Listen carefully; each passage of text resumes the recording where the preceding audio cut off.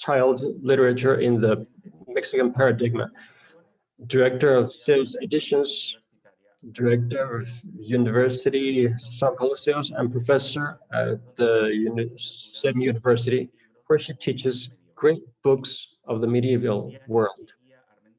Diana Eguía Armenteros, hired teacher, doctor in Santa Teresa Jesus de Ávila, teacher, licensed in Philologia, Hispanic Philology by the Madrid University, and Hispanic Studies by the Pennsylvania University in the United States. Her research is centered in the studies of transatlantic studies of pre-modern and Baroque literature. Besides participating in different conferences, national and international, she has published in several magazines, academic magazines. Dr. Tamar Shuali Strassenberg and Doctor of Pedagogy in the Valencia University. She has a doctor in University of Castellón. She is focused on theory education, focused on intercultural education, and also in human rights, compared education and social education. It is the main researcher of this university, of the Catholic University of Valencia, and of the European Institute and the degree education for the Valencia University. Victoria Pedro Rodríguez, professor licensed in education and philosophy of the University of Catholic of Venezuela, and by the Pontifical Studium University Salesianum of Rome. Her investigation has been on education, and she made a master in the University, Catholic University of Venezuela, and doctor in ethics and democracy in the Valencia University of Spain. Finally, Ailil Alvares, professor, she is professor of the University of Santo Tomás in Filipinas. Since 2017, she is assistant teacher of the literature department of the Santo Tomás University of Philippines, resident member of the creative writing and literature writings, and researcher of the faculty in the Center of Humanities of Santo Tomás of Philippines. We welcome you to all the academics of high level that join us in this webinar's ICUSTA. Now,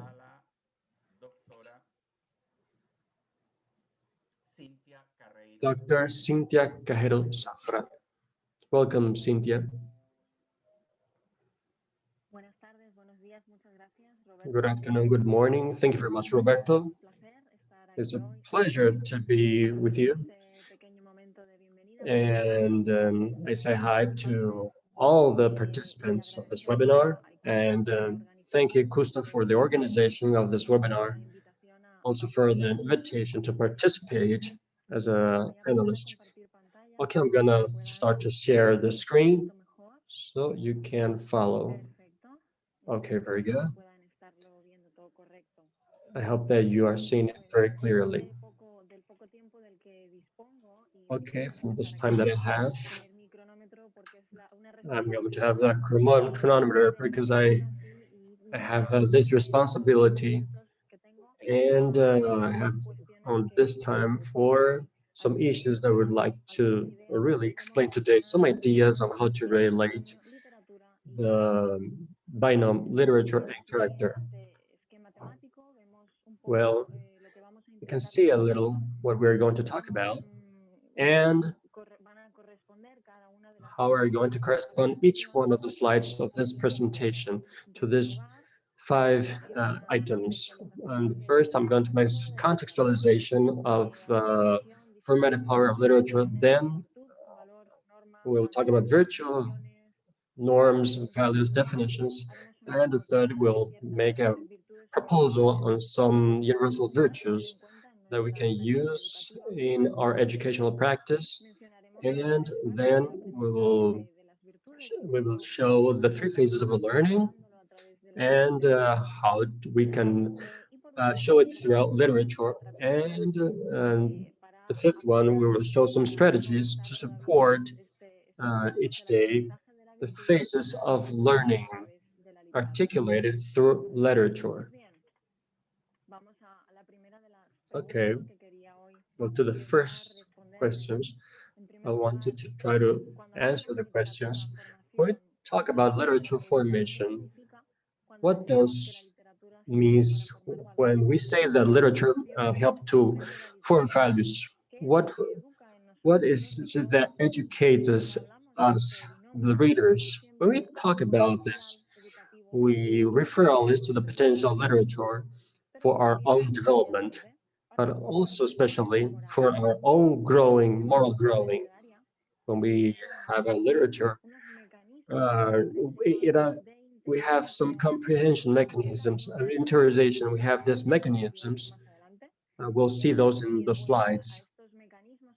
And to these mechanisms that are inside of us, thanks to those, we are able to understand what is right, what is not right, and also moral conduct that is more suitable to each situation. There's a phenomenon of mimesis in which we identify ourselves with literal, and we want to be like him. On the contrary, as happened in the Greek tragedy, we learned that what we don't have to do so that we can not suffer what the person is suffering, and how I can overcome that. This concept of mimesis is very linked to catharsis, and according to this work, and also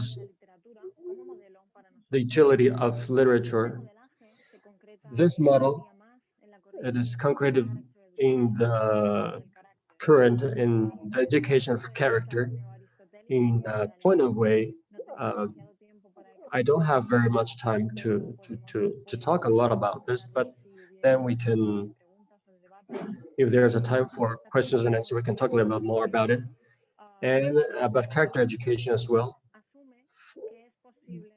And it's possible to take some virtues, classical virtues, and reinforce the character through its teaching.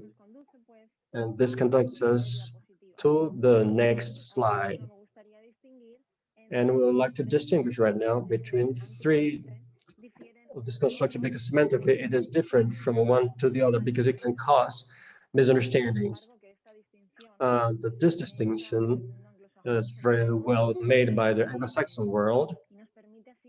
It allows us to concrete what is our subject of study and work in the current that I just mentioned, the education of character.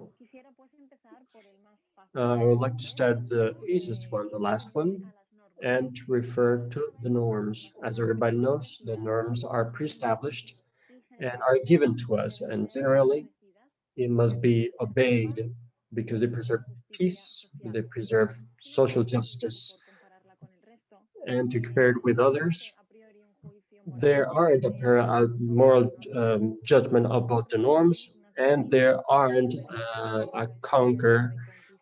Then I'll explain what this conquer means in here.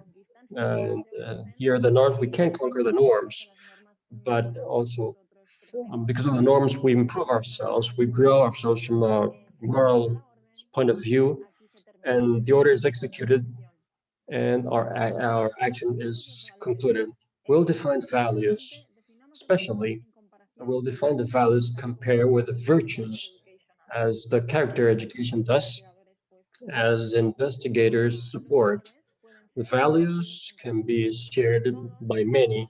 All we have values, individual values, but not necessarily I have to share my values with other person. It can be individual, as I said before. In fact, I don't want universally to share all these values, but I understand that you choose them in a subjective way, in the way that it is, suits us the better.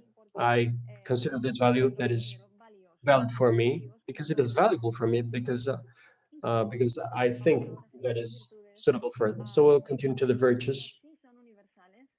These are universal.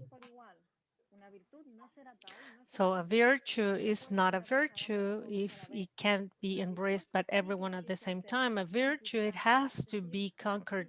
This is acquired and achieved through repeated habits throughout time. Values then do not require a personal decision, such strong or radical, whereas virtues do, because precisely they are those who makes us grow and become mature and become better persons. So this brings us to a question: what are those virtues that I have to cultivate? This is a small table, a classification of a type of virtues that we group by categories. On the left, you see the categories, and on the right, you see examples of each of those categories. For example, we can talk about intellectual virtues. Those are related to cognitive actions. These are critical judgment, curiosity. Then we also have the moral virtues related to moral acts, civic, related to human beings as a social actor, related to the social relations that we establish with others. And lastly, performative, those that are implied in our daily work in a way. So recently, from the positive psychology, it was proposed the reclassification of these virtues according to strengths of character.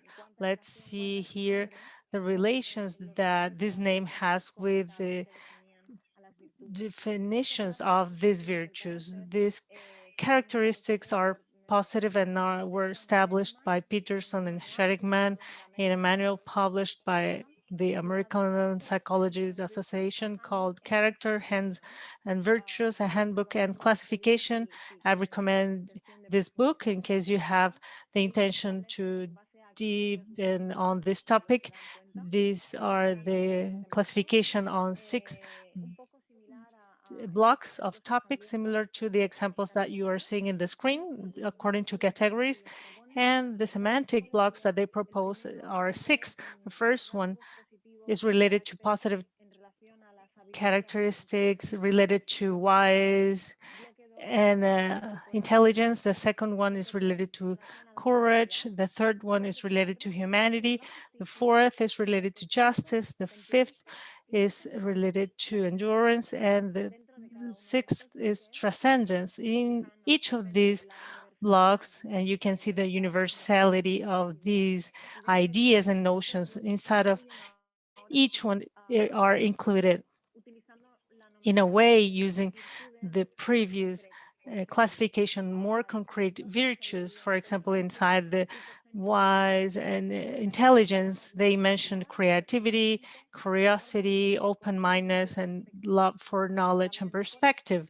Whereas in courage, they include virtues, characteristics known as courage, persistence, integrity, vitality. In humanity, as they defined it, they include love and social intelligence. Justice include citizenship, impartiality, leadership, endurance, forgiveness, and humility, modesty, prudence, and self-control. And lastly, transcendence, the love for beauty and spirituality. So once we analyze this, I would like to go and dwell more concretely on how we work from my perspective of an elementary school teacher on how to go to the classroom and the way these virtues are interiorized. And these are the steps that you can see on the screen. First, when we read a text with a moral message, we have to understand or try to make the readers, regardless if it's a student or not, to understand virtue. And this means establishing a context of education, the idea of classify by examples, or at least talk about virtues or these positive characteristics, and this has to be natural in the sense of the virtue, the teaching of virtues. And secondly, it's the ethical sensibilization. Once we have identified and understood what is related this characteristic, I have to make it my own and recognize it. And lastly, in this case, I should put it in practice and just transform that to facts, understand that, talk about it, and trying to make an identification with it. And lastly, I go to action. So the strategies for a practical application, these strategies can support us and can be used by using these steps, as you will see, will give us ways and tools to foster them and to implement them. Firstly, it is recommended to use pedagogy based on Socratic meiotic. The idea is to support the student and to make them understand that they can reach to their own conclusions. Then we have teaching from moral dilemmas come from, and it's related to case studies with a moral component, a solid moral component. Other strategy will be counting on the support of the community. And what does it mean? It implies the parental involvement, the involvement of the families, and creating a network of trust and support, because families, teachers are taken as references, whether they like it or not. And the idea is to have a teaching process or a learning process with these people who the children spend the most time with. And lastly, the last strategy, very informally, if you allow me, is what I call Muhammad and the Mountain. This is, let's take the moral learning to the children. If they don't come, if children don't come to literature, we have to take literature to children. If they don't see this moral learning, we have to take it to them. From a adult reader and a child who is observing them, there's more possibilities to have children who are readers as well. So this has to be taken into consideration. So this is it for now. This is my email address in case you need to reach and know the different bibliographical references that I used for this exposition. So I would like to mention also some of the researchers and the most relevant researchers that work with this: Christensen, Julian Ans, Karen Bowling, Butter Sanders, and Thomas Likkonen. Also, I recommend, in order to cover the topics I addressed today, a book called Literature and Mimesis, Basis for an Education for Character, where you can find more details that I provided today. So thank you very much for your attention, and thanks a lot. Thank you very much, Cintia. This was very interesting, all the topics that you brought today. So this makes us think a lot. I would like to add that you can write below the screen. You have the Q&A section, and you can send any question that you have for the panelists. So next, I am going to present Dr. María Esther Gómez de Pedro, who will be presenting now. Welcome, María Esther. Thank you very much, Roberto. I would like to thank you for the invitation of ICUSTA, and this is very interesting because all panelists are women. So this is very interesting. So let's see how is the experiences of these women and how we become more uh, aware of these topics today. So I'm going to share my screen in order to begin with the 15 minutes that I have. Either way, Roberto will let me know when I'm running out of time. So I would like to share with all of you and some of the members who from the St. Thomas University in Chile is a project that is related to what we are seeing right now, the usage of literature or the models established in literature to form values. So we from the St. Thomas University, just a minute, okay, from the St. Thomas University. Can you see my screen? Could you confirm, please? I don't see any.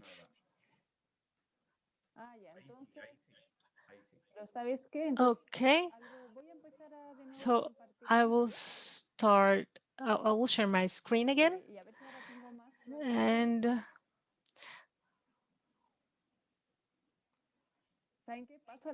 okay, I just skip this slide and here we go again. María Esther, y Naudi va a poner tu presentación, no te preocupes. You can begin talking that we will display your presentation here. It's the last one, please, the last one I shared. So in the meantime, unless Adam show it, but so in the meantime, I will begin. So the idea is to share. Oh, now I know why. The reason is because I was in the last slide. That's why. So let's see. Okay. So it doesn't work. So let's wait for Naudi to share my presentation. So from the university,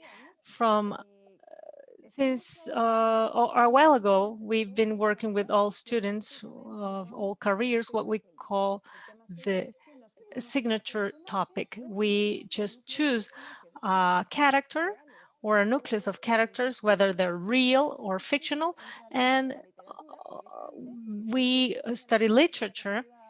If we can go to the next slide. So the intention is to show a life model, or at least a model that considers a life according to the institutional values.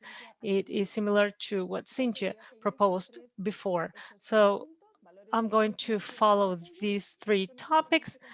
This is a signature.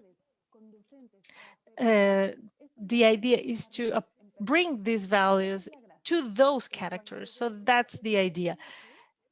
When I see these characters, the idea is to show this model, and then I will show you some of these topics from previous years. And also what it's interesting is that in many of these cases we use cinematographic versions in literature because we know that the direct access to books for young people is nowadays even more complex, certainly. But if we use movies, for example, that are big blockbusters nowadays, that are based in books with compelling characters, maybe that's better for them.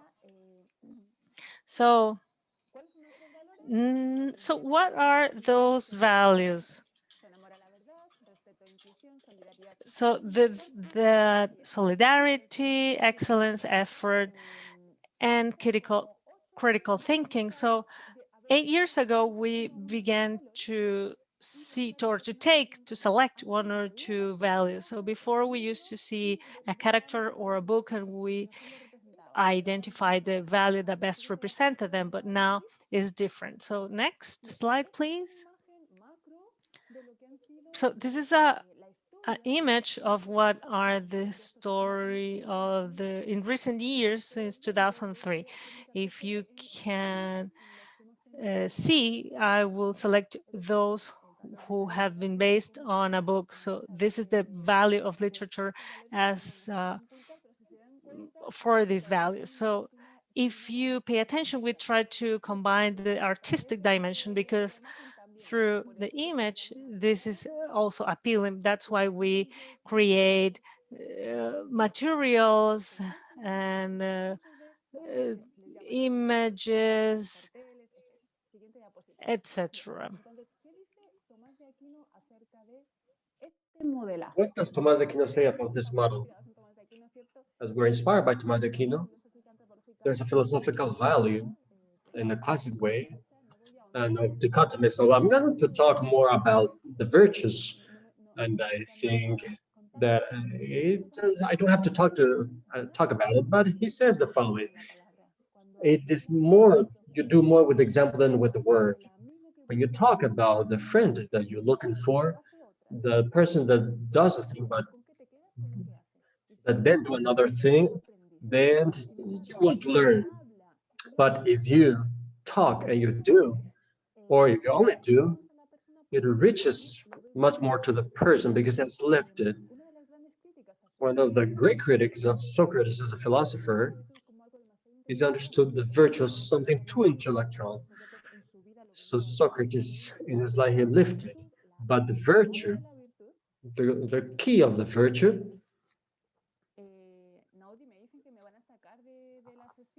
Now there's a okay, there's something happening here that says that I'm going to be pushed out of the meeting. It says that I have only 2 minutes. Please help me out here. I don't know what's going on. Oh, it's strange. Oh, please continue. Okay, let's continue. If something happens, then I'll come back. So it's prudent. Another Tomás de Aquino, what he said it that is prudent to say that because according to this model in virtues and values, it should help us to differentiate to what is good, what is adequate to what we want to reach. The next slide, please. And I think that Loud is helping me out for everything. Okay, we're working about inclusion with Helen Keller. She's this deaf and blind. She's a great example to all of us. Next slide. And the literature of Alliance with Cinematographic Project. We're going to very fast. What are some subjects, important subjects that we based on?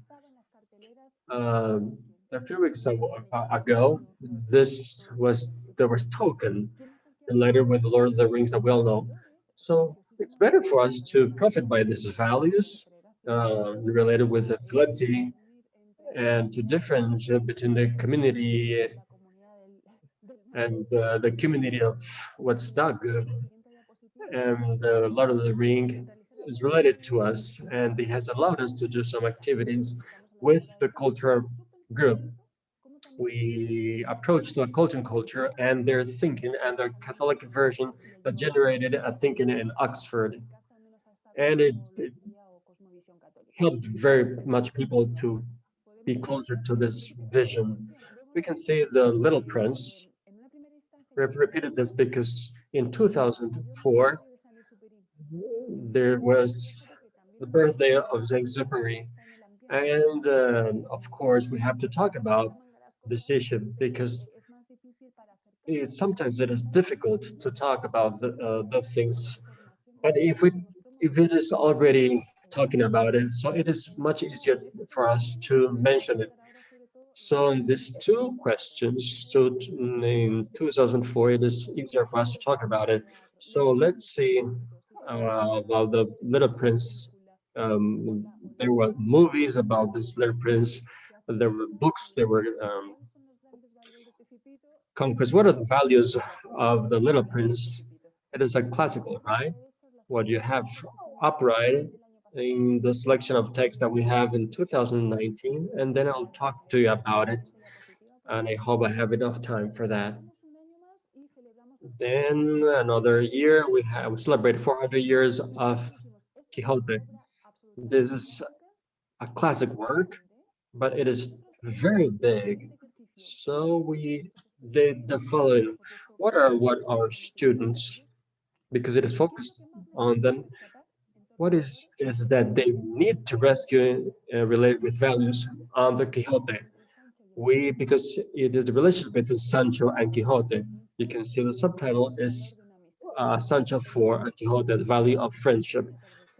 So this year we had speeches, lectures, reflexive lectures so it was the value of the friendship what was important. We'll see some of the aspect that's came. We have dances, we have theater, we saw the movie of Don Quixote de la Mancha. Next slide. Okay, we have diptychs where we had extracts of the Quixote.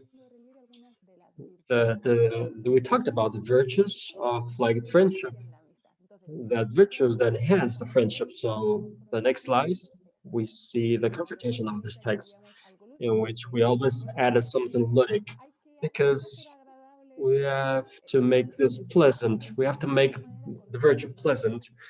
So with the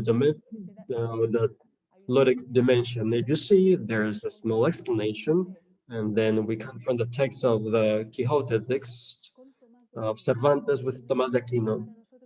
Tomás de Aquino will always be the inspirator of all these subjects. So each time that we use and literature, or for example, an author that we have, and we will see the other part of Tomás de Aquino, like the orientation of the stronger orientation of these values that we want to work on. The next slides we'll talk about Socrates.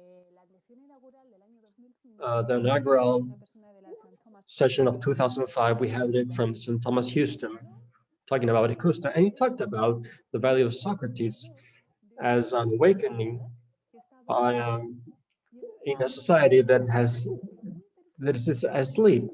So it is very interesting for us to show Socrates, to talk about the truth, the value that we talk about Socrates. So it was the search for the truth. Next slide. It allowed us to be closer to the culture, and we also worked the apology of Socrates and Plato, and we repeated this scheme and the phrases of Santo Tomás de Aquino about the truth, and we get closer to the thinking of Santo Tomás de Aquino together with this character. We had the Greek ambassador. We worked with the Mustakis institution, and we talked about the culture. We were closer to the values from love to the truth. We have the works. There are very information to these universities, and we worked on this. And the Socratic method, it is very actual. So it is reflexive work. It is a group reflexive work. And there's another work also as well. It gives us to have a reflection on that. So the Chronicles, Narnia's Chronicles, the book in which it talks about the witch. So this also allows us to see the value that is very important, that is loyalty. So next slide, please. And through some activities, as you can see here, we try to understand not only the author, but because there's always an author behind the literature, because it allows us to understand what he wants to say, because also the characters itself. Next slide. 1 minute. Okay, thank you. The Chronicles of St. Louis, text confronted with Tomás de Aquino, loyalty between the brothers. Next slide. The next slide, please. We are, okay, there's We have a Chilean author, Gabriela Mistral. She wrote about this. And next slide, we want to learn about her with about service. And we did a lot of activities. The next slide, this is 2008. We generated also information that helped us as text. Next slide, about her, we confronted again with Tomás Aquino. Next slide, please. And we have a very beautiful poem, the pleasure of serving. What are the values that we want to promote? The value of service as an educator, but as the service, the attitude of the service is for everybody. So we work it all together. The next slide. Okay, there's not very much to say about it because COVID came to screen. But what are the values that we want to talk about? The effort and excellence. This person that has the best of this, shows the best of himself, and to introduce a kind of salvation. Next slide. Some of the activities here. And we're starting with values here, our institutional values. And I have only two slides. The last year, we saw again the Little Prince, because it is very attractive character, because he searched for the truth. We talked about Socrates about this. We talked about it with Einstein also, but it was not about literature. So Little Prince helped us, and we did a lot of activity here, and wanted to show you the brochure that we did about some selected texts of the Little Prince, because next slide. This allowed us to have editorial material for our classes, and we can share this with other people. That allows us to reflect about the research or what to overcome to really know what gives us fulfillment. This is love, and the dialogue with us. And well, next one. And then I wanted to include also a different dimension about it also. And in this way, we are talking about Helen Keller as it is a literature character, but this year we are closer to the values, to the concrete values, close values to our students. And well, we think a lot about it to see what is the better way to get close to it. So this is what to talk. Roberto, I'm very sorry. It was a little longer than I thought. Thank you very much, Maria Esther.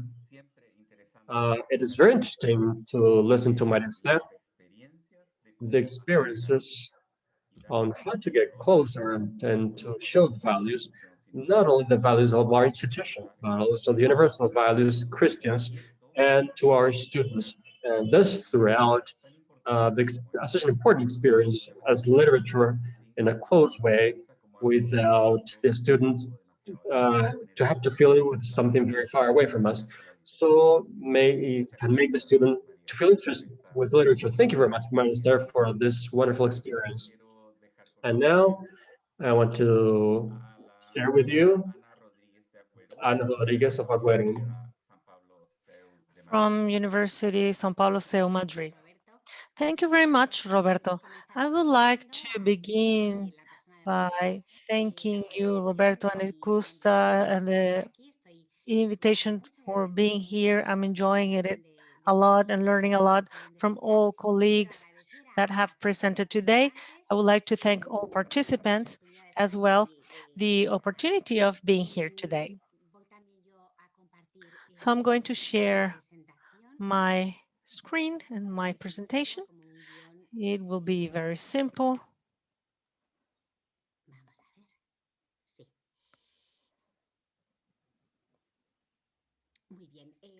Okay, so since we have a limited amount of time, just 15 minutes, I would like to organize the words that I will be addressing today in 3 parts. The topic selected on this topic is the usage of literature to instill values, the importance of literature in the formation of one person, of So I would like to talk about this integral education for a person and how this affects and includes and requires the questioning of human existence. Then, just as a slight answer, the topic of big books or great literature and a plan of consecutive reading. So in order to talk about the integral formation or formative years of someone, this type of education first a child, adolescent, and an adult in every part of the educational system, since very little children who come to the school, to elementary school, and then finishing the university years. When we talk about this integral education, and is this considering this person, it has a completeness and it addresses the human subject. This is not something that divides the person in the different roles that it plays in our contemporary society, where each and every time we are addressed in one of the roles that you are developing or are working on that moment. But teachers see person as a whole, being a person as a complete being. It's a son, a daughter, a student. In every role, we have this unity, this person that doesn't have a fragmented existence. So that subject is considered in this education, and as my colleagues mentioned, it addresses the character formation, the moral formation, and the basic topic regarding education, since we know education is we have the virtues and a complete life, a good life, and how to achieve this. So it is the ultimate goal of education. So the topic that I want to address today is importance of literature. We cannot understand this if we don't put a context in terms of the person or considering the person as a whole, because in reality, as Membrini mentioned, you can read these slides.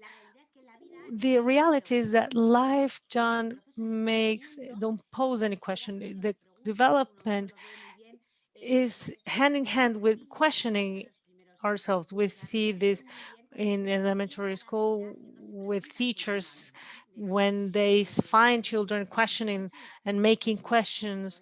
And this is important. The idea is to listen to these questions and leave the space for children to question and to make questions and let them create and formulate questions and try to help them find the answers. The contact with reality, the human beings just propose questions, and the process of educate children begins with these questions, and this will be the way of doing it in every step of the educational process, in school or when you go forward, move forward, and afterwards in college.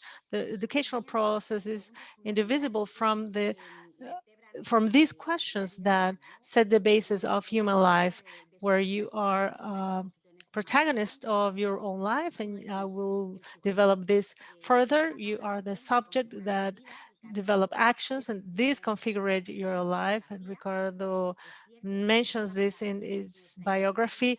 We are just forging our biographical identity, and in this path and in this process of the education, these questions arise and you make it, and teachers should not formulate them, but fostering or let them appear and make it grow. Alice Dear McIntyre proposes a very interesting reflection about education in terms of virtues. It helps us understand making these questions as the possibilities of answers can only be narratives. So human beings are animals, are storytelling animals. they tell stories to understand the world, and we need to listen to stories told by others, and also considering our own stories. So here is where we consider in a very primary stages the importance of literature. We know mothers and grandmothers from generations and generations educating their children with traditional tales, poems, and all that tradition and repertory of moral literature that gives the first experience to those children about reality. So the knowing of reality from these questions about reality are reflected in this literature with great traditional knowledge. Today we have other technological medias, and our hyper-connected society is proposes another configuration of for this literature that McIntyre says as a storytelling animal. You can read this. You deprive children from narrations, we will leave them incomplete in their actions and word. So telling stories is key to introduce them to reality and to educate in terms of knowledge and reaction towards this reality. So the role of literature is fundamental. Another author that I admired a lot is Martha Nussbaum in terms of knowledge of love, compares in a very interesting way the literature work and friendship relationships. So this is a topic and very recurrent topic in my formative years and teaching years. We have insisted on this the same way that we care about children selecting very well their friendships and the value of friendships and helping others, the same way that it's not that it is important to select your friends, it is also important to select the books and the literature work that you select. This is not a random selection. In some programs I have I've seen this when they select these works. Some say that just select any book, and it's not the idea. It's just the same with friendships. You cannot select anyone to be your friend. So Martha mentioned, as you can see, the screens value our literature relations as well as we value our friendship relationships, when it's important to take care of the company that we keep. So it is important to consider this. So the proposal I make, and this is from a secular tradition, of course, when I talk about literature and formative years, it's just to consider the classics. Of course, in our previous expositions, we consider the classics, of course. They are fundamental, because I say to my student in the first day of class, let's read the best books first, because certainly you won't have the time to read them all. So vitas longa vita brevis, is better to read the best first. But the idea is to consider the classics because they are the best of the best, as Mahigar said. John Sr. also said that it is not necessary to make a list, because a classic work is something that everyone knows. Or a classic, as Chester said, is not an author that you read.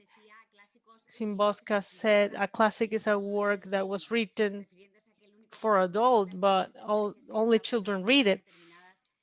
Another aspect can be because it's mandatory to read. This Chesterton mentioned also about Dickens, because he says a classic is an author you can desert but not dethrone. You can decide not to read the classic, so you leave the kingdom, you won't know that, you won't read it, but you cannot dethrone it. Dickens is not less because you have not read it.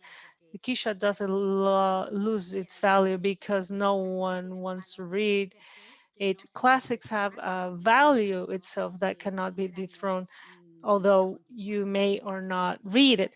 So the idea of a classic is attached to this criteria. It's time, it's works that have resisted the passage of time, and it follows a criteria of hierarchy. So as I said before, there's not a relation between big books and integral education. Many works have talked about that. They consider that tradition of heroic traditions, it has been an interrupted tradition throughout the centuries, where classic literature as big models have been presented in education of children. Also, Deger have portrayed this idea of the classic education and these topics that also my colleagues have mentioned. There is the tradition to educate through the classics regarding the integrity of people throughout the centuries that then have been seen interrupted by diverse actors, and sometimes also because of the teaching of literature, not only because of its moral bias. Ricardo Yepes also, in a piece of work that we have today, letters to a student in terms of education, talks about this relation between the biography of someone and why we can be understood from a narrative.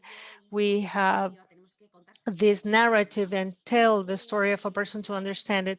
And on this piece of work, Yepes explained how classics are product of this desire of preserve the values of the heroic life, what can be imitated, admired, what it's worth it to keep memories from, and the most valuable things from our civilization, and how classics have this capacity to express the human soul as a whole, what traditionally was the hero. It's a soul that being universally expressed through literature work, it's still a representation of an individual soul that you can feel identified with. So this is a very nice experience in medieval literature that I teach.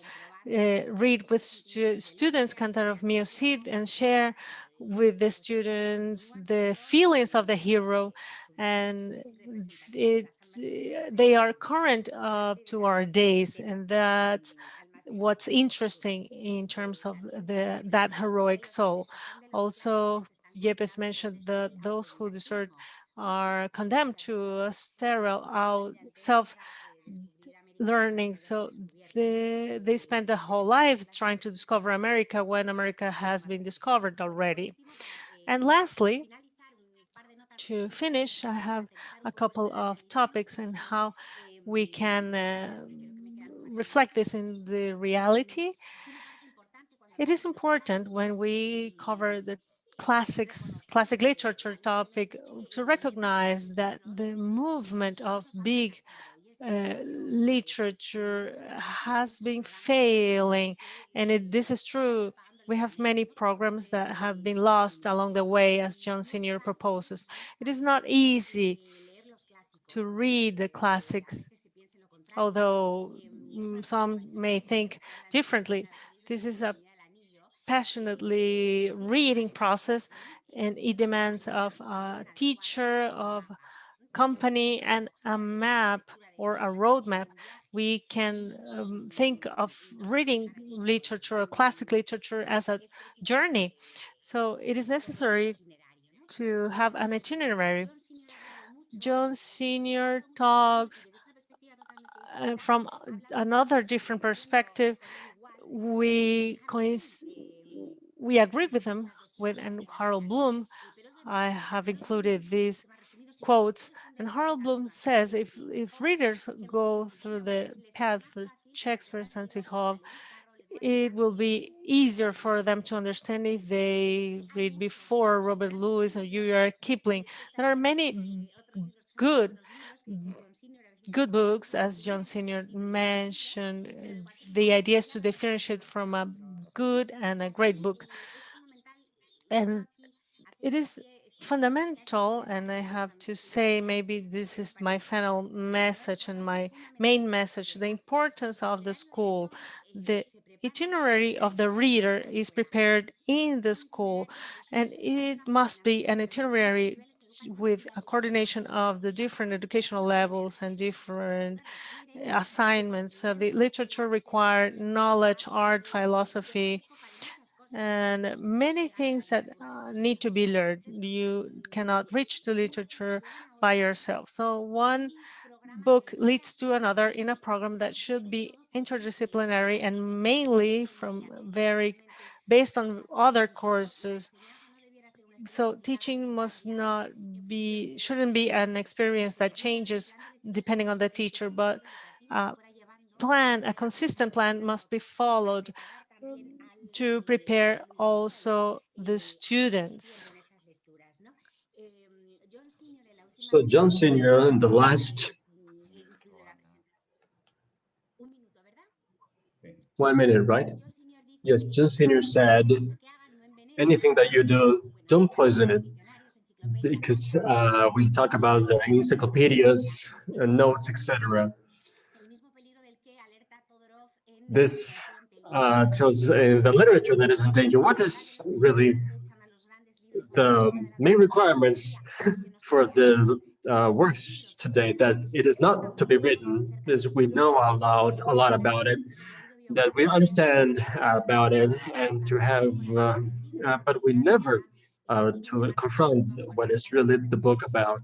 So it is like a friend that we knew. We know a lot about that person, but it does not come to be our friend. But to conclude, I wanted to this two phrases that say we are that I'm old-fashioned and romantic enough to believe that many children, given their rights existence, are natural readers until the instincts are destroyed by the media. The tyranny of the screen threatens other many literary value of human wisdom. The only two things that can satisfy the soul are person and the story, and even the story has to be about a person. Thank you very much.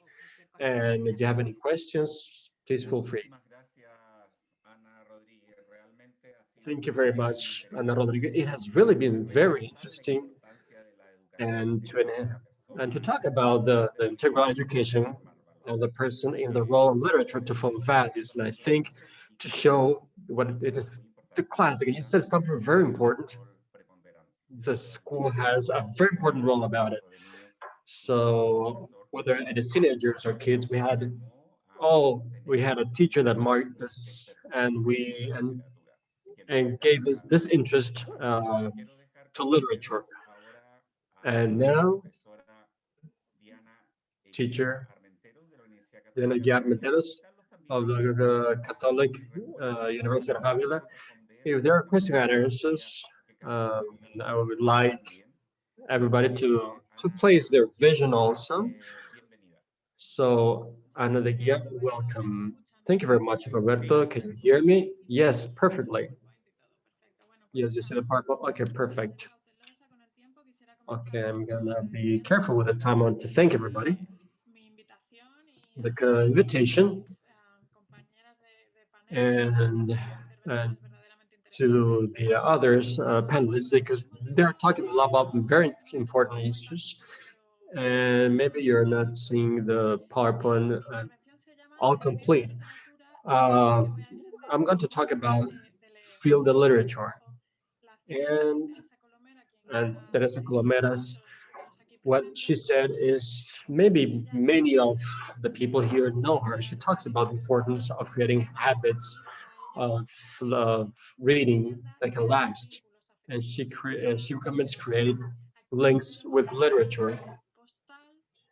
Here we can see a postcard that didn't find in Spanish, which means To read to kids means they will associate the books with love and affection, affection readings and loving readings.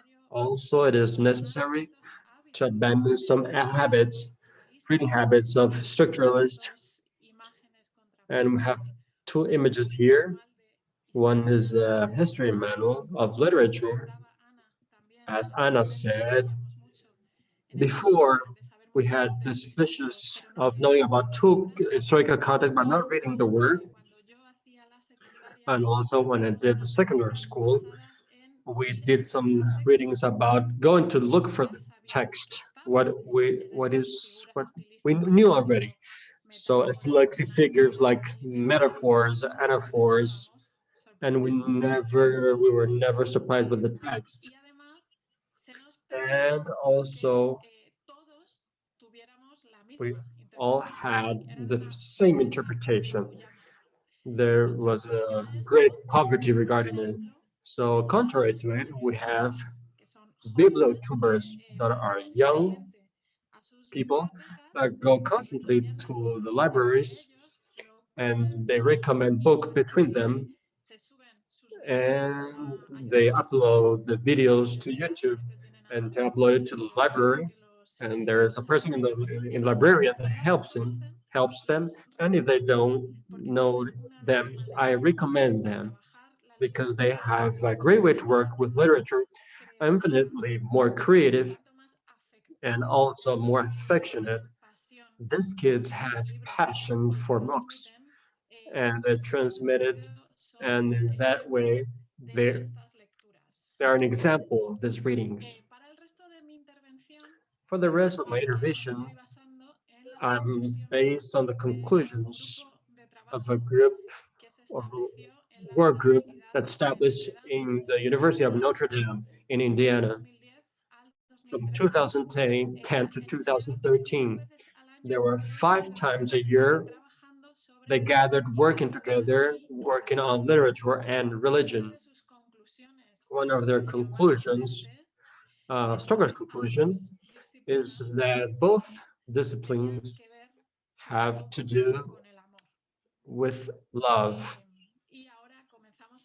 And now we start to explain what is that love related with literature and towards literature.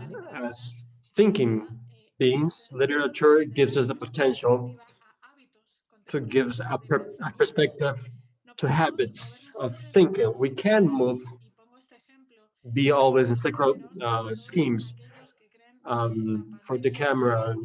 The pandemic, for those that think that pandemic is a new situation, it has never happened. Well, the camera, like other text, it is situated in the pandemic of the bubonic plague. So a few weeks ago, 2 weeks ago, the Confidential had a headline that the word that describes what we all feel as asedia. Asedia is a word that we don't use anymore. It's an emotion, medieval emotion that means anguish for everything that we don't like.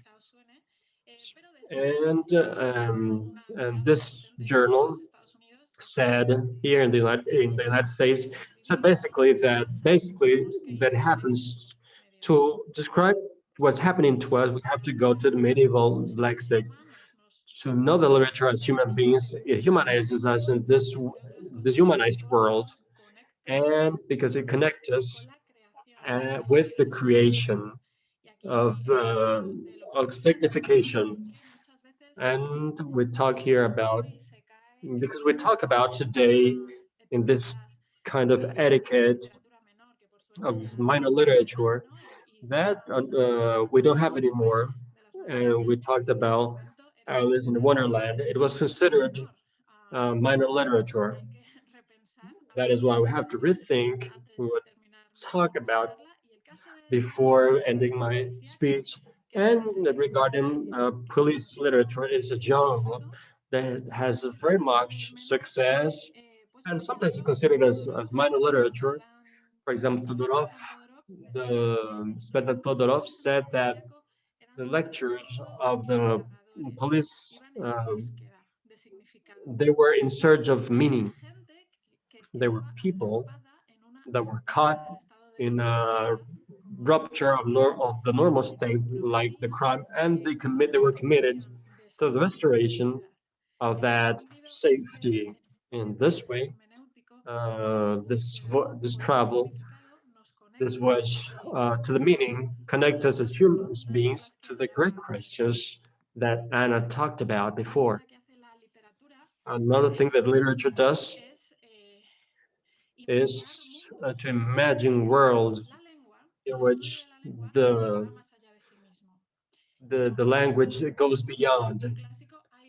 And a classic, for example, there are a lot of texts. I've chosen some books and some titles because it talks to me directly. But for example, in the creation of worlds, I would like to reivindicate also the comics that are in a communicative way, a wonderful experience because they're so complete. But in this case, I chose this title because it has a link, affective link with my biography. And it is about the steps, Alejo Carpentier's Lost Steps, because it is one of those narrations that faces with fascia. Those who have been in the Orinoco River, that this narrative takes place, we wouldn't have been able to put in words that geography, that amazing landscape. This important. So for someone that is able to put in words something that we can explain and brings us faith and confidence in the language, as a capacity, as human beings, we have the capacity to gather that meaning and to interpret all that we gather from the others. It implies also a confidence to that person that is transmitting what is inevitable. So I gathered this confidence in the power of language and the power of transmission of communication that literature has. Okay, the literature, it reaffirms the humanistic values like the study and the understanding will, the reflection, and to have in touch with affinity as human beings.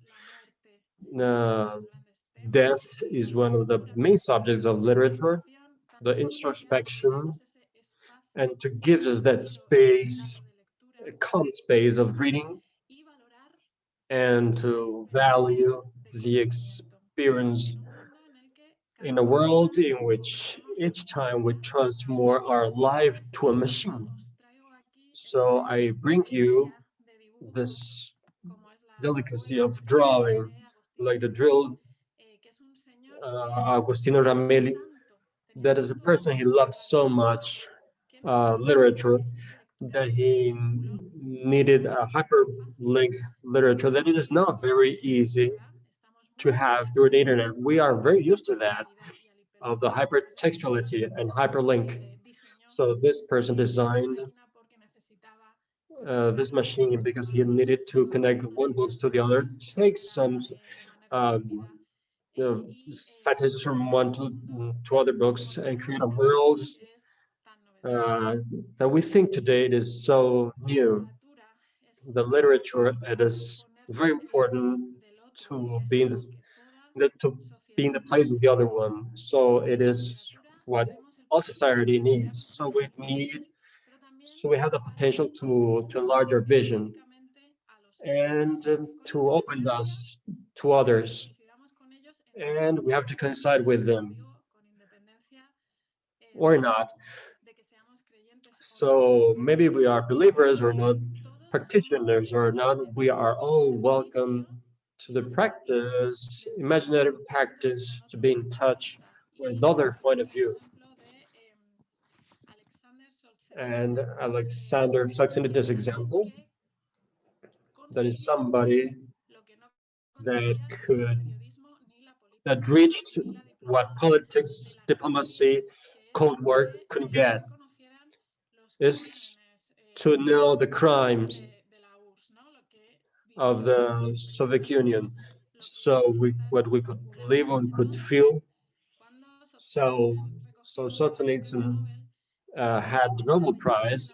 He said that the beauty of the word is the true insurrection, because the power could put his hands on the truth, and the power could put its power on the everyday life and humanize us. But when the power puts its hands on the beauty, it became sad. So it's believed literature and power in the art about communicate. No matter how we fight in terms of journalism or politics, this is not possible. And it also brings another example from the Los Pichiciegos. This is a Hispanic creation, and I'm a teacher of Hispanic literature. Is the story of some soldiers in the Maldives war, but they feel fear of coming out. How can we put ourselves in the shoes of a soldier or a prisoner if it's not through literature? How can we develop that necessary empathy for society if it's not with this means? As I said before, literature can bring together a vast array of temporalities, including intellectual. And this is one example from Kalila and Dimna, which is a compendium of tales in the 13th century from India, translated into Arabic. And this is the example of the medieval literature. How was for them the idea of nobility? And then we have Los Naufragios from Alvar Núñez, Cabeza de Vaca as the Indian Chronicles, and it's more considered today in the literature department. And this is a biographic literature about a soldier, a Spanish soldier from the 17th century, and it took 10 years from the Gulf of Mexico to Texas, and he got absolutely lost. He became a slave, and he spent years trying to find someone who speaks his language. He is among indigenous people who don't speak their language, and how he faced these problems. And of course, as you may all know, Robinson Crusoe is the part of the classics. How to survive, how these people survived, how they became stoic, what was their motives. And just to finish, the study of literature and is fundamental to incorporate our compromise with society. As German Guyon said, Galdós said that when something goes wrong in Spain, we are all guilty. If we actually read Galdós, which is a polyedric author, we would be able to see that augmented reality and be able to put in the shoes of others. And maybe everything will be better. And lastly, I would like to say that those big questions in literature brings us in front of the reality that of our spatial understanding. Our answers must be thought and must be worked. We will be providing very deep answers, but ephemeral, because at each point of history, it is necessary to reflect upon and face our own literature with its questions. And here I bring the example, the effort of different reading generations, just to pick a couple of titles that have been forgotten. In the case of the Golden Century, we read María de Sayas and Barbara Lopez Mayo. Lastly, I want to mention that it is necessary to keep on reading, to keep on searching, to keep on loving literature and planting that love in new generations. Thank you very much. Thank you very much, Diana. It's been very interesting. The idea is to create reading habits, but those habits must be effective.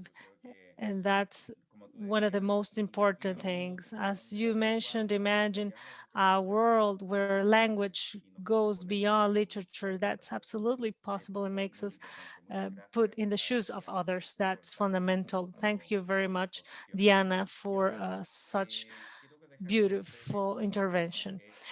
Now I want to leave you with two teachers, Tamar Shuali and Victoria Tenreiro, that will share their presentations. They are both from the Catholic University of Valencia. Tamar Shuali, unfortunately, is not here with us, and she sent us a video. It's a 7-minute video, and afterwards, Professor Victoria Terreiro will continue with her presentation just to finish it. Thank you very much, Naudi. Now let's play the video of Professor Tamar Shuali.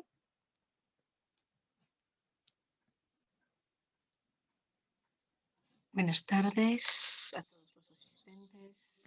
Good afternoon to everyone, you, colleagues, students, and assistants. It is a pleasure to the usage of literature to formation in values. Before I begin, I would like to extend my thanks to the organization International Council in the spirit of St. Thomas. I would like to thank especially the Executive Director, Roberto Lafontaine, for this kind invitation. I am Tamar Shuali, professor at the Catholic University of Valencia, doctor in pedagogy. My field of specialty is intercultural education, and I'm going to share this conversation with my colleague, Victoria Tenreiro. I would like to start by simply giving a bird's eye view about us and about this project. It is a project that began in 2015 when we began to understand the formation of developing intercultural and democratic values in teacher formation. The project in the EU, in the context of the university, is a project funded by the Joint Research Center of the European Commission. It is a contract that has been assigned to the Catholic University of Valencia to be able to identify which would be the best innovative practices for the development of intercultural democratic competences for teacher formation.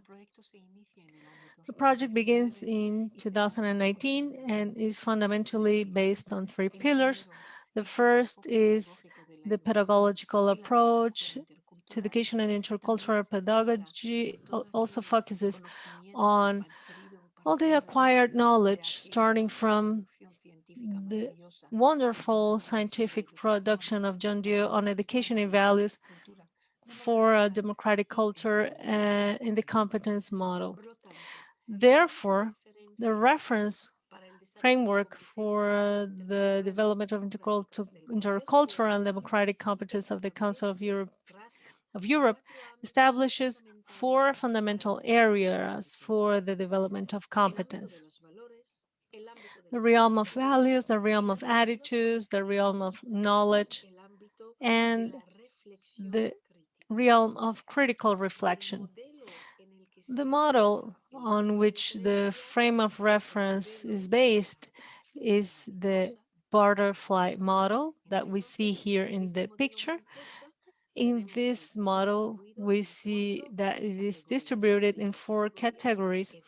The first one is knowledge, the second one is values, attitudes is the third, and skills and competence is the fourth.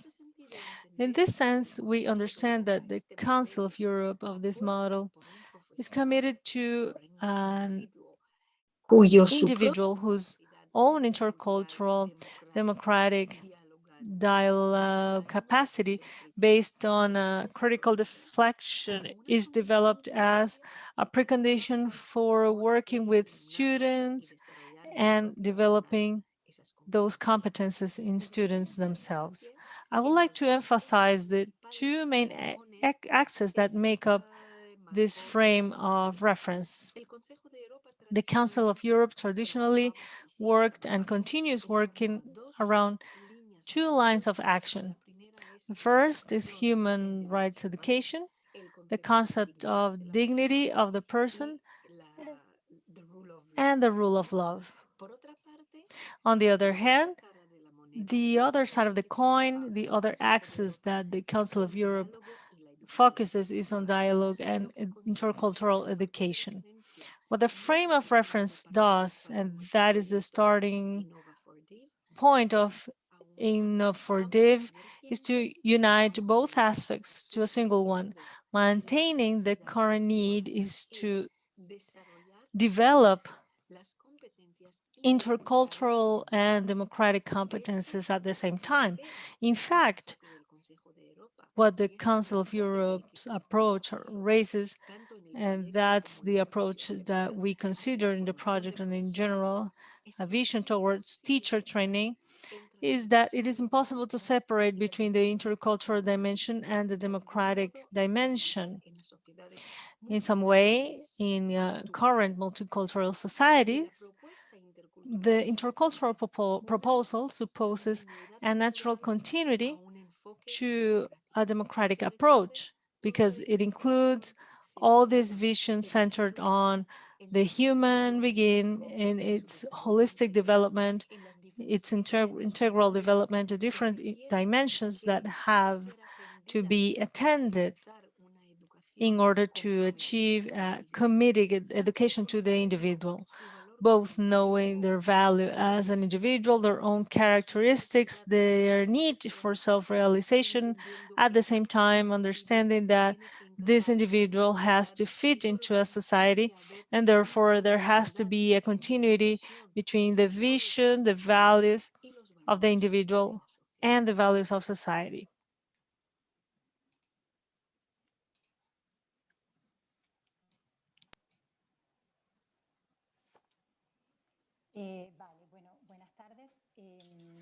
Good afternoon.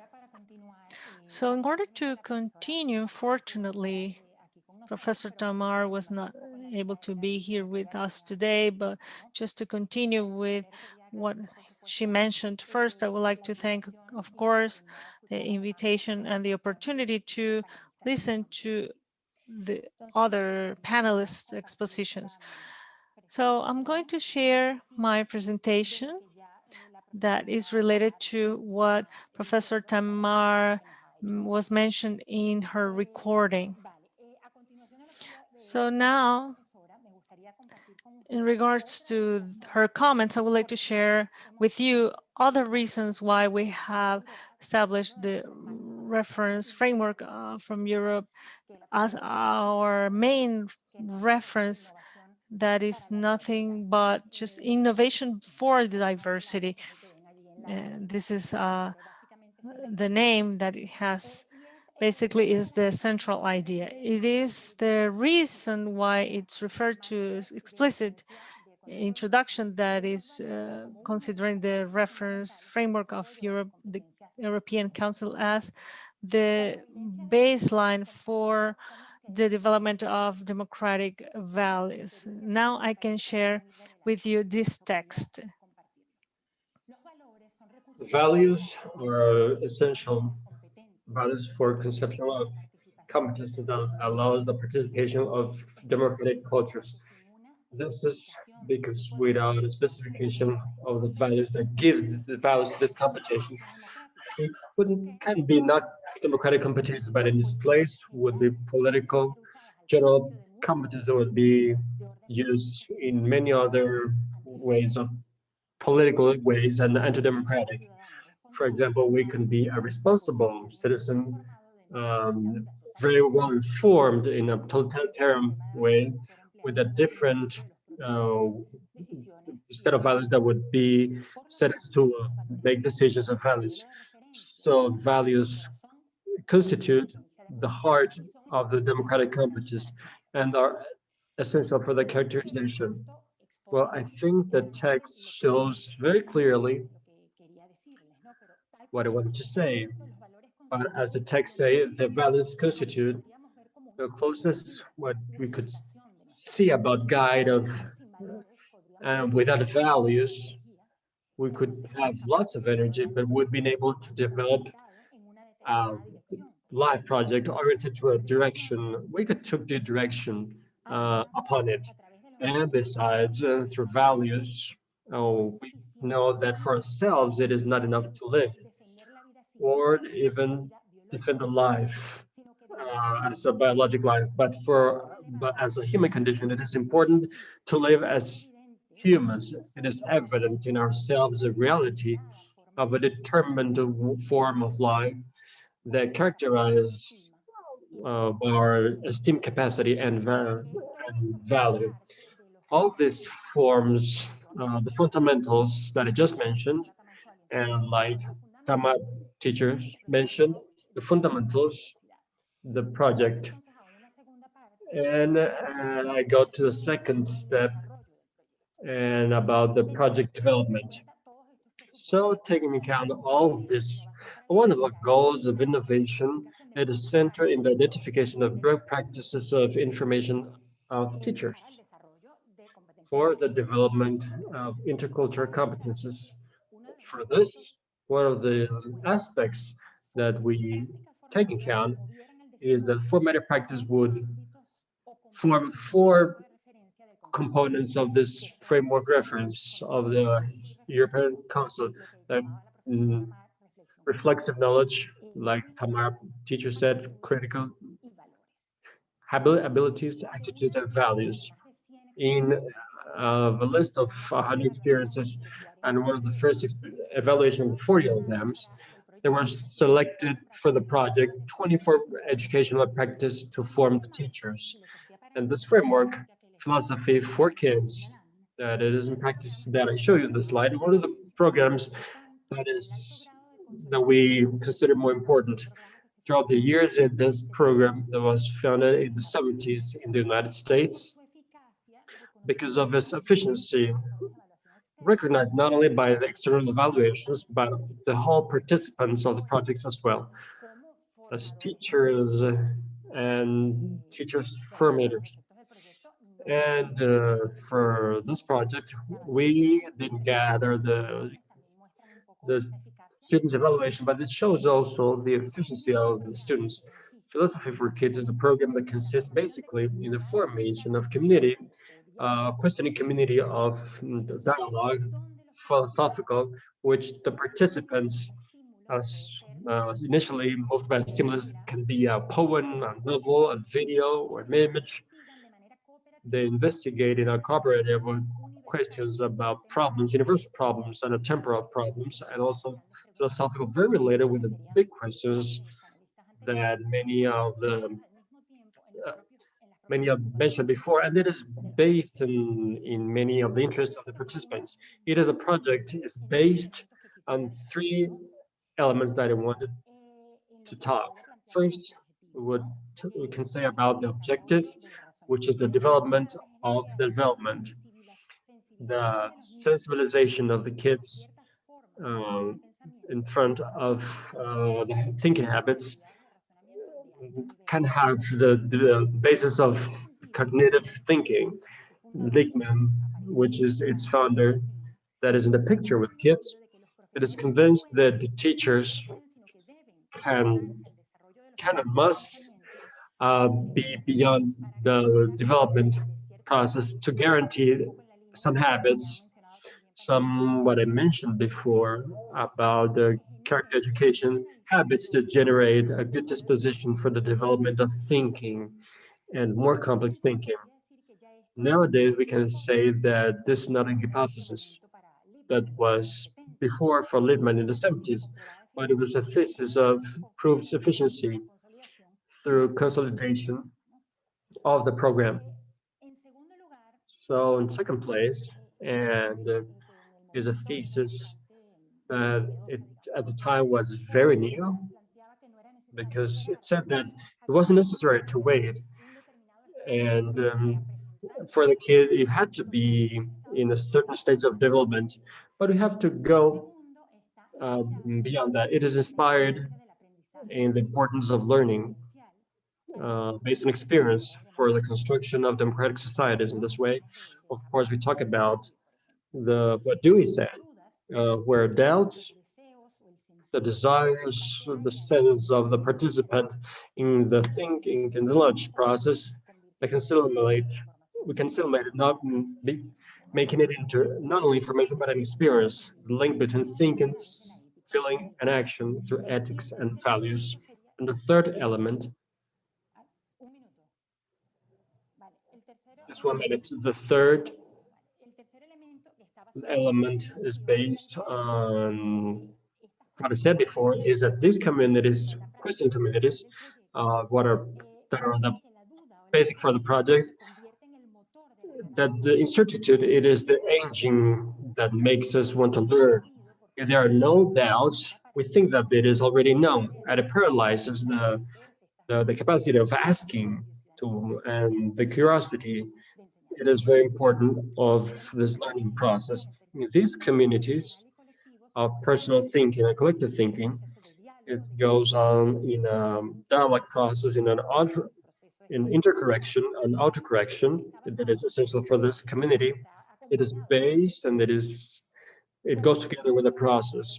As one of the founders in Spain says, what important is not only to give an opinion, but also share the others, the reasons that we give for it. So one of the fundamental tools, it is the incorporation of philosophical novels that are stimulus to awaken the curiosity. Novels created by Lippmann include manuals for teachers that introduce in this formation for teachers. Here we have, for example, one of it, Lisa, which is a novel that is specifically about the development of ethical. So we could talk about also as the moral development. And the other novels that Lippmann talked also, and on the left side of the slide, you have the names of them. But the adaptation of the program, the adaptation to the context, it has a lot of text in different languages, including translations of Lippmann's novels, and other texts have been created by teachers that form the program and act as educators. Some of them that we put here in the slide, Angélica Sátiro, Jardín de Juanita. It is a text that talks about ecology. It talks about peace with the students of kindergarten. So it is a project that goes from 3 to 18 years old. And in my case, I use it with some of the students from the university through literary text in Latin America as a novel, as a story of Salvador Allende called Familia Draco, which develops very well the fiction and the reality. Besides these novels, it has created another text, and this shows also the values of the project has been the capacity of adaptation that has this different context has had to finish. I share with you the reflection that has been able through analysis of a program called Philosophy for Kids has been very evident in the project, which is not only important to the presence of values to the programs, but how these tags become an invitation to think by ourselves about these values, and how the dialogue is one of the best ways to reach that what is important is not the educational practice. It simply shows the values, but it shows also the values, democratic values that makes part of our lives. Thank you very much. Before finishing, there's some links here with the philosophical centers for kids in Spain. And thank you very much. Thank you very much, Victoria and Tamar. Professor has been very interesting, very relevant vision of how to have an intercultural capacity, democratic, analyzing the values and what is important, tolerance, the dialogue, and in this time, that is very important, and the literature. It has undoubtedly some wonderful examples of the good formation as for teachers and also for the little ones that work with the students. It was very interesting. Thank you very much, and congratulations. Now I want to talk about Ailil Alvares, Santo Tomás University of Filipinas. She sent us a video because Philippines right now is very late, 12:09, and she sent us a video, and now we're just gonna put it right now.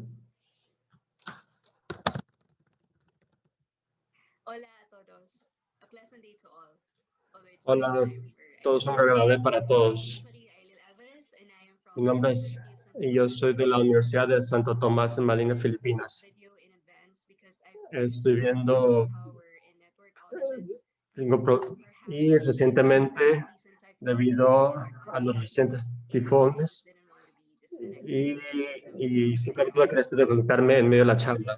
Por el momento deseo compartir mi pantalla. Ok, ahí estamos.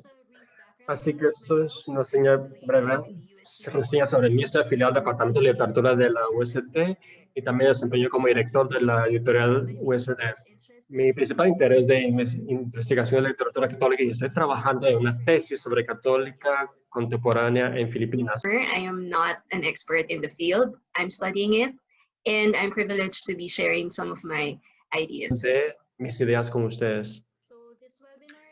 En este seminario trato sobre el uso de la literatura para formar valores. A mí me parece bastante asimétrico considerar cuán vital es la literatura como herramienta valiosa para la formación de la educación. La literatura es para mí un futuro de una necesidad innata de traducir la experiencia humana de manera creativa en el lenguaje. Y como otras formas de arte, medios sirven como crónica de todos los aspectos de la vida humana y un registro de las cosas que más valoramos de nuestra cultura, acerca de lo que consideramos importante como personas. Pero supongo que esta conversación es necesaria cuando consideramos qué valores enseñamos y cómo enseñamos esta generación que se ha filtrado con las profundidades de la desesperación. Si queremos saber qué fuentes de valores se están forjando en nuestra sociedad, solo necesitamos servir una producción literaria contemporánea para encontrar la respuesta ahí, porque lo dejamos en un momento en que más que nunca el espíritu necesita ser fortalecido. Obras que cumplen este mismo propósito merecen atención. Voy a reforzar esto y a realizar un trabajo específico. Voy a examinar el potencial del valor de la novela católica para jóvenes, adultos y jóvenes filipinos que representan las creencias y valores católicas de la fantasía juvenil. La novela se llama Las Crónicas Perdidas de Campeones, escrita por autora Karen Ranz Seña, que aunque no es una obra parte del canon de la literatura filipina, un enfoque especial en problemas de adolescentes y la espiritualidad. El libro fue publicado sobre espiritualidad. El libro fue publicado en 2014 por Shepherd Voice Publications, SVP, una prensa filipina que se especializa en publicaciones católicas, que se especializa en libros de autoayuda, devocionales y meditaciones bíblicas. Capes es una de las obras literarias SVP destinadas al grupo demográfico de los adolescentes católicos. Y en el 2015 lo escribe como la primera ficción épica lanzada en SVP. Con base en teaser se puede inferir que la novela está escrita con el propósito de sugerir a sus lectores cómo vivir una vida cristiana significativa dentro de los límites del género. A lo largo de las historias escritas, los principios adaptados pueden incluso levantarse y directamente de la masa de los personajes. Lo que es justo en la obra de la arte elegida es el intento de operar dentro de las convenciones de lectura para preservar las ideas católicas. Entonces vamos a hablar un poco sobre la novela. El esfuerzo de construcción del mundo del autor realmente vale la pena. La novela está ambientada en el reino mítico de Cielterra, el reino más cercano del cielo. Hay otros tres reinos mencionados: tierra, inframundo, infierno y el cielo, que solo se insinúa y no se escribe en la narración. En Cielterra existe una raza de guerreros llamados los guardianes que protegen el jardín del Edén, donde reside el árbol de la vida, que puede dar a cualquiera el poder infinito de una vida eterna. La narración narra la reunión, el entrenamiento, el viaje y la misión de 7 adolescentes: Solén, Solón, Salina, Joana, Mateo, Lucas, Gabriel, que fueron elegidos para hacer la tarea especial del equipo para recuperar la espada robada que puede rasgar la tela del espacio. Y también se utiliza como el tiempo adecuado para desbloquear el portal más cercano al infierno, que es la puerta de Pandora. También hay tareas para participar en la inminente guerra contra el mal y con la fe de otras amenazas de reinos. Juntos, estos jóvenes guardianes serán eventuales campeones y tendrán que luchar contra demonios, tanto externos como internos, y otras fuerzas sobrenaturales con armas y habilidades especiales que provienen de los poderes de la deidad llamada Trino. Y esta es una serie de aventuras que juntos conducen a la camaradería y la fe, que comienza con la misión de Solem, Solom y Selina de proteger a Gabriel, el candidato 7, hasta que despierte su destino. Una vez reunidos los 7 candidatos, los comandantes guardianes se encargan de prepararlos mediante un entrenamiento en solo un breve espacio de tiempo. Una vez que están listos, parten con habilidades especiales que obtuvieron de la ceremonia de la unión. Un momento clave es decidir si viajan a través del paso de Tibet para llegar a la batalla final, solo para perder tiempo cuando se encuentran cara a cara con ellos y se ven obligados a luchar contra sus peores enemigos, de todos sus demonios, que se manifiestan espiritualmente en vistas transformadas o situaciones hiperrealistas. Al final del enfrentamiento con el campeón caído, Sandros, que ha desertado al final del mal y ha hinchado la espada hasta abrir la puerta de Pandora, para complicar las cosas, Sandros revela que es hermano de Gabriel y le puso un hechizo para hacerlo olvidar quién era Gabriel, y no es un campeón absoluto. Era el rey ungido. Ambos terminan con Sandros escapando y el grupo bien y los campeones se reagrupan mientras la próxima batalla, dejando como posibilidad satisfactoria una secuela. A partir de esta ciencia se puede estar de acuerdo con el aspecto más integrante de la narrativa de cómo el autor reelabora conscientemente la mitología, folclore, las referencias a la cultura pop y la teología para crear un nuevo mito para sí mismo. Y el resultado es su versión de una alegoría católica usando como ejemplo la fantasía juvenil. El escenario, los personajes, los nombres de las armas, la guerra inminente entre el bien y el mal son influencias claras donde esta fuente de católicas crea que la Sagrada Escritura, la tradición sagrada y lo misterioso están integrados de lo sagrado con lo secular, y el autor se embarca en un proyecto mitopoético, modificado uno con la apropiación de elementos y convenciones de fantasía juvenil, que se adapta mejor a la imaginación católica. ¿Cómo se logra esto? En la novela se analiza en detalle el ensayo más completo que escribí. Hablo de los temas específicos de la pantalla, pero esto es un ensayo de 20 páginas. Digo que no tengo tiempo para hablar de ello aquí, así que si lo desean, pueden enviarme un correo electrónico y estaré feliz de compartirles el ensayo completo.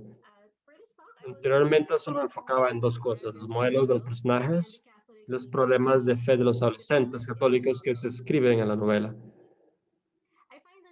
Encuentro una novela afectiva y desafiante, rehabilitadora de los estereotipos de santidad. Los personajes principales están destinados a ser modelos de personas santas para los jóvenes adolescentes católicos, pero el autor no los ha escrito con actitudes farsaicas, pomposas o más antes en este momento, ejemplifica lo que Mary Wright dijo sobre el personaje de Graham Greene. En el mensaje del autor está calculado para disgustar a aquellos que creen que están complacidos como juzga a Dios. La imagen del buen católico es la realidad de alguien que está en oración, se adhiere a los mandamientos, piensa en comportamiento mental y temperamento tierno. Los personajes actúan como personas normales, muestran afecto a los demás, enojo, enseñan a otros y usan vocabulario que uno no se asociaría con el personaje de Cristo como estereotipos. En cambio, las palabras hacen que los lectores se den cuenta de lo que hacen en la forma en que viven su fe, que es la forma consistente de llevar a Dios a todos los que encuentran. Los personajes principales de la novela son Solomon, llamados cariñosamente de dos soles, co-capitanes del equipo de candidatos, cuyas personalidades son tan complementarias como el yin y el yang. Solomon es un rebelde del sentido de la responsabilidad afectiva, es impaciente, valiente y está comprometida con la misión de derrotar el mal. Esta es una guerra entre el bien y el mal.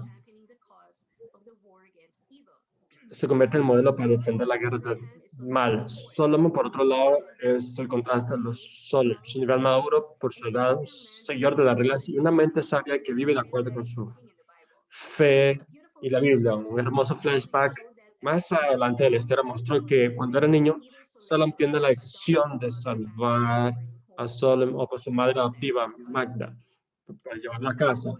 Eligió a Solomon porque sabía que eso era lo que su madre hubiera querido. A pesar de ser sabio y responsable, Solomon no está exento de enfurecerse y ser provocado a golpear a un compañero de la clase. Y recordar bien lo que bien se sintió cuando su puño golpeó la nariz de los idiotas. Debido a que la novela no hace ningún esfuerzo por frenar el humano del guardián como le impone, enfatiza los pensamientos y las acciones de hombres y mujeres santos en la vida real con situaciones que son como la vida real humana como cualquier otra persona. Otros candidatos también bastante interesantes en caracterizaciones de adolescentes. Tenemos los estoicos, calculadores como Selena, la Joana, Gabriel, que sin duda en sí mismo, y el converso Lucas, que está en la novela como cuestionador que sigue su fe para crecer. Estas personas demuestran que no existe un modelo para la santidad. Hay tantas variedades de personas que se consagran a Dios como se puede imaginar. Los personajes también están representados en la manera más humana posible con sus defectos y debilidades. Pero la declaración que se hace aquí es que Dios no está pidiendo siervos a la perfección, sino que se perfecciona en el curso del servicio a Él y su amorosa gracia. En este momento está claro que la novela cumple su proyecto allegórico, describiendo un camino de santidad en este mundo, a proponer varias ideas de cómo vivir una buena vida católica con jóvenes filipinos. También retrata problemas contemporáneos de la adolescencia y describe formas de cómo tratarlos con las personas que actúan como modelos y qué hacer con estos casos. Por ejemplo, un problema común en los adolescentes es dudar de sí mismos, lo cual es comprensible para los jóvenes que todavía están en el proceso de forjar su identidad. Como resultado, tienen que dudar de sí mismos todo el tiempo. En la página 120, Gabriel describe que Gabriel le preguntó a Dios por qué le eligió a él. Y sin nombre fue elegido para ser un campeón. No hubo respuestas, solo silencio. Así que en la tranquilidad de la mañana del amanecer, Gabriel simplemente se sentó allí escuchando el silencio. Desde ese pasaje queda claro que la solución recomendada para tales casos es meditar, para escuchar, y es algo que la mayoría de los filipinos no hacen. Una oración habiendo aprendido desde una edad temprana una serie de oraciones. Está dentro de esta novela la última parte apunta a la necesidad de desafiar este pensamiento y práctica. Ahora, miriada de temas católicos adolescentes que toca el nivel de este detalle, pero lamentablemente no tengo tiempo para discutirlos aquí, aunque la novela del conocimiento es las dificultades en la fe y cómo superarlo, dejando una vida a través de la meditación y el misterio. La novela también demuestra la tendencia de los adolescentes a ser autosuficientes al decidir implícitamente una buena vida cristiana es en sí misma una forma de sacrificio y no que tenga sus raíces en la arrogancia y el orgullo. También se resalta el tema de la culpa como resultado del egoísmo por autoconservación, un castigo que ya que la escena donde Lucas comenzó a alucinar que sus manos estaban poniendo negras por no curar Solen cuando tuvo la oportunidad. También muestra cómo algunas de las dudas son realmente útiles y conducen a la iluminación. Lucas solía estar acorralado como el avatar de la conversión, por lo que a lo largo de la novela es un personaje que no es sólido y solo que estaba en llamas de amor. Pero fueron al rescate durante la batalla final. Lucas está en una oración. Hay un Dios, pensó Lucas, y este Dios está a su lado. Esto se convierte en una alternancia increíble de su creyente, que aún debe apreciar a los fundadores de su herencia sagrada o espiritual. La novela también trata sobre el abandono, confusión, separación. Cerca del libro solo contempla una vez más la posibilidad de la traición como posterior abandono de su colega, que es algo bueno para su elegido. Esto es porque los adolescentes con la diferencialidad de la salud mental son los más afectados por esos sentimientos de dolor. En su libro, sin embargo, estos libros están imbuidos de una gracia de resolución, una curación solo que se puede encontrar en Dios. En conclusión, la novela juvenil, una novela de fantasía, se puede emplear como un didáctico de instrucción directa a través de la fe católica mejorada, además de la utilidad de la emulación funcionará mejor en una novela juvenil. La identificación del hielo es la clave para el público lector adolescente. Sin embargo, lo más importante del proyecto del autor es la creación de mitos alegóricos, la ejecución de los símbolos católicos, el examen de la vida y la cultura católicas. Como el autor ha rehabilitado la imagen del católico devoto tal como las forjó, las expectativas de la sociedad. Muchas gracias y espero que tengan un buen día. Quiero agradecer especialmente a la profesora Ailil Alvares que nos mandó este video. Ha sido sin duda alguna algo muy interesante ver la literatura como un fruto innato, como ella señala, para la creatividad en el lenguaje. Y en especial mostrando los valores católicos, the Catholic values in a fantasy novel.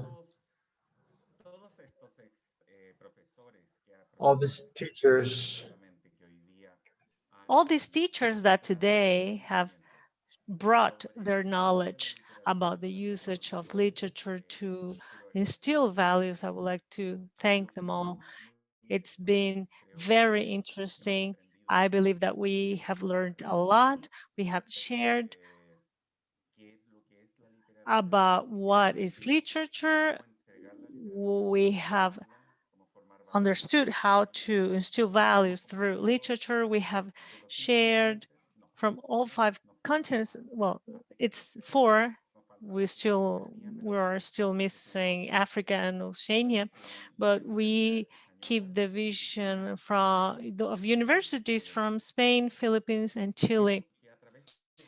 I would like that through these ICUSTA webinars, as I mentioned before, we can continue fostering, sharing, and creating knowledge. I invite all panelists to please invite themselves to participate in your online classes. Let's create between ICUSTA University an academic exchange. Let's create truly the sharing of knowledge. All participants will receive a participation certificate, and of course, to all panelists, our participation certificate of this webinar. Tomorrow, we will be sending the recordings to those attendees for these webinars. Thank you very much, everyone, and I invite you next Wednesday, the 25th, our last webinar of this year. This time will be about mental health in students and the pandemic. We will be having professors from Argentina, Spain, Philippines, and the United States. Thank you very much.